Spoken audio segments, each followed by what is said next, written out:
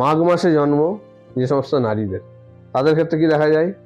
মুখের গড়ন সাধারণত ছোট হয়, কোমর পাতলা হয় এবং চোখের মণি উজ্জ্বল হয়। এরা কিন্তু আনন্দ ভালোবাসে, সবার সঙ্গে মিশে চলতে আনন্দ করতে ভালোবাসে, সবাইকে নিয়ে শেয়ার করে আনন্দ, এবং বিলাসিতার প্রতি এদের কিন্তু একটা বিরাট ঝোঁক থাকে।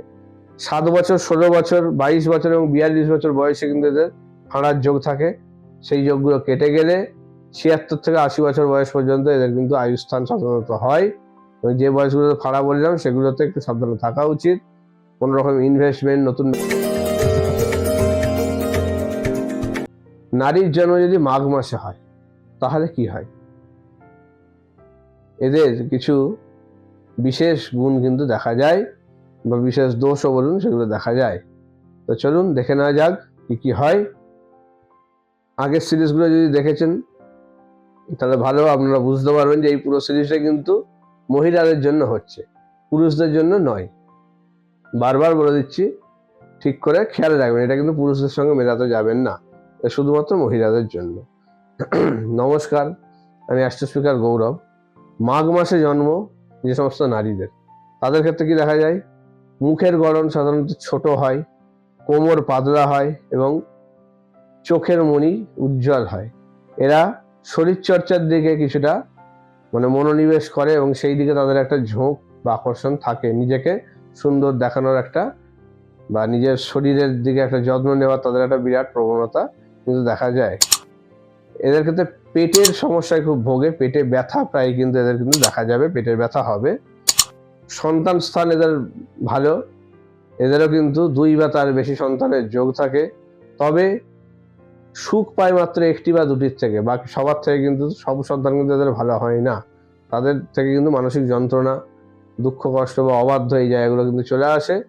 হয়তো 1টি কি 2টি খুব ভালো হয়, বাকি সবাই কিন্তু এদের মনের মতো হয় না, যাদের থেকে মানসিক যন্ত্রণা পায় এবং তারা ভবিষ্যতে বাবা মাকে দেখে না, এই ধরনের জাতিকার সন্তানরা। আচ্ছা, এরা কিন্তু আনন্দ ভালোবাসে, সবার সঙ্গে মিশে চলতে আনন্দ করতে ভালোবাসে, সবাইকে নিয়ে শেয়ার করে আনন্দ, এবং বিলাসিতার প্রতি এদের কিন্তু একটা বিরাট ঝোঁক থাকে। বিলাসিতার কারণে প্রচুর অর্থ ব্যয় কিন্তু এরা করে ফেলে, তাতে কিন্তু আর্থিক জায়গা নিয়ে কিছু সমস্যা চলে আসে। এরা একটু অবুঝ টাইপের হয় কিছুটা, সবসময় সবকিছু বুঝবে না, আবেগের বশে চলে, এবং সেটা নিয়ে বলতে গেলেই তাদের কিন্তু মানসিকভাবে একটা আঘাত দেয় এবং সেখান থেকে তারা ঝগড়া ঝামেলা এইসব জিনিসে লিপ্ত হয়। তবে পরে সেটা বুঝতে পারে, তখন সেটার জন্য শোক প্রকাশ বা অনুতপ্ত হয়। কিন্তু এদের খুব দেখে শুনে খরচা করা উচিত, নাহলে কিন্তু এদের বিলাসিতার পিছনে প্রচন্ডভাবে খরচের জায়গায় চলে আসে। এদের সব স্বপ্ন পূরণ হয় না এই ভুলভাল ভাবে চলার জন্য। অনেক স্বপ্ন কিন্তু এদের রয়ে যায়, যেগুলো কিন্তু ঠিকমতো পূরণ হয় না। যদি প্ল্যানিং করে ঠিকমতো করে এগোনো যায় তবে অবশ্যই সেগুলো কিন্তু পূরণ হয়। 28 বছর বয়সের পর এদের কিন্তু জীবনের সুখ সাধারণত আসে, তার আগে পর্যন্ত কিন্তু কিছুটা প্রবলেম ভোগে, এবং 36 বছর বয়সের পরে কিন্তু জায়গাটা আরো ভালো হয়। 28 থেকে শুরু হয়, 36 বছর বয়সের পরে কিন্তু জায়গাটা আরো ভালো হয়, তখন কিন্তু আরো জায়গাটা ভালো, টাকা পয়সা, বাড়ি গাড়ি সবকিছুই কিন্তু এদের সাধারণত হয়, বিলাসিতার জায়গা এদের কিন্তু রয়েছে, সেই জায়গাটা চলে আসে। 7 বছর, 16 বছর, 22 বছর এবং 42 বছর বয়সে কিন্তু এদের ফাঁড়ার যোগ থাকে। সেই যোগগুলো কেটে গেলে 76 থেকে 80 বছর বয়স পর্যন্ত এদের কিন্তু আয়ুস্থান সাধারণত হয়। যে বয়সগুলোতে ফাঁড়া বললাম সেগুলোতে একটু সাবধানে থাকা উচিত। কোনো রকম ইনভেস্টমেন্ট, নতুন ব্যবসা শুরু করা বা কোনো কিছু শুভ কাজ করা ওই সময়গুলোতে খুব একটা উচিত নয়, তাতে কিন্তু বিপদ আসতে পারে।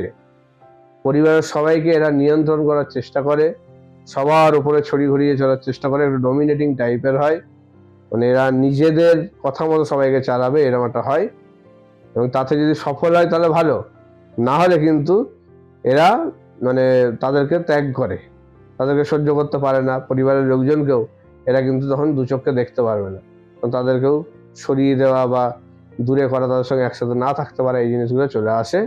এইগুলোর থেকে একটু কিন্তু নিজেকে কন্ট্রোল করা উচিত, কারণ প্রত্যেকে ইন্ডিভিজুয়াল, তাদের নিজস্ব কিছু ব্যক্তি স্বাধীনতা বা তাদের নিজস্ব ইচ্ছা কিন্তু রয়েছে, সেগুলো উপর জোর করে সবকিছু চাপিয়ে দেওয়া আপনাদের কিন্তু উচিত নয়। তাহলে এই মাসে যাদের জন্ম হয় যে সমস্ত মহিলা, তারা কিন্তু এইরকম কিছুটা টাইপের হয়, এই জায়গাগুলো কিন্তু জেনে রেখে এগোনো উচিত। ভালো থাকুন, নমস্কার।